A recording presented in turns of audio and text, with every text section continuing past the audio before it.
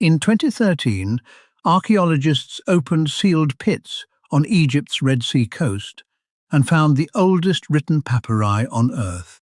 They were work diaries, and the man who wrote them, 45 centuries ago, was helping to build the Great Pyramid. The Great Pyramid originally rose 146 meters above the desert, the tallest structure any human being had ever built. It kept that record for more than 3,800 years, until an English cathedral spire finally passed it. Inside sit roughly 2.3 million blocks of stone, and the average block weighs more than 2 tons, heavier than a car. Above the king's chamber, builders stacked granite beams weighing up to 80 tons, floated downriver from quarries near distant Aswan.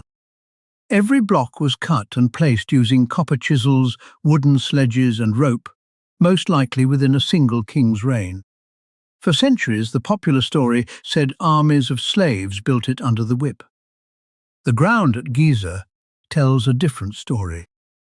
Excavations at Giza uncovered the builder's own town and tombs, paid workers buried with honor beside the monument. Their daily wage even survives in the records. 10 loaves of bread and a jug of beer every single day. Careful studies put the average workforce near 15,000 people, peaking around 40,000, most serving rotations of 3 or 4 months. Which brings us back to that Red Sea papyrus. Its author had a name, Merah, an inspector commanding about 40 boatmen.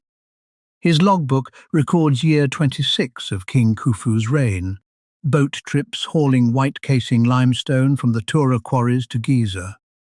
2 or 3 trips every 10 days, about 30 blocks per journey, roughly 200 stones delivered every single month. So we know who built it, and we know the logistics. The harder question is physics. How do you lift millions of stones? Crews dragged blocks on wooden sledges, pouring water onto the sand. Wet sand cuts friction dramatically.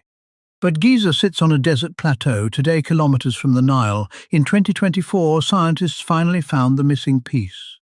Beneath the sand ran a lost branch of the Nile, half a kilometer wide, the highway that carried Merah's boats right to the site. For the climb, every serious theory involves ramps, straight ramps, low down, then spiraling or internal ramps as the pyramid narrowed. In 2018, archaeologists found a real one at an ancient quarry, a steep central ramp flanked by staircases with wooden posts. Teams above and below the stone could pull against those posts, hauling heavy loads up slopes far steeper than anyone assumed. Muscle, water, and ramps can raise stone, but they cannot explain the pyramid's strangest feature, its precision. The base covers 13 acres of solid rock, yet it is level to within 21 millimeters, about the thickness of a finger. Its sides face true north, off by barely 1/16 of a degree, thousands of years before the compass even existed. And the pyramid still keeps secrets.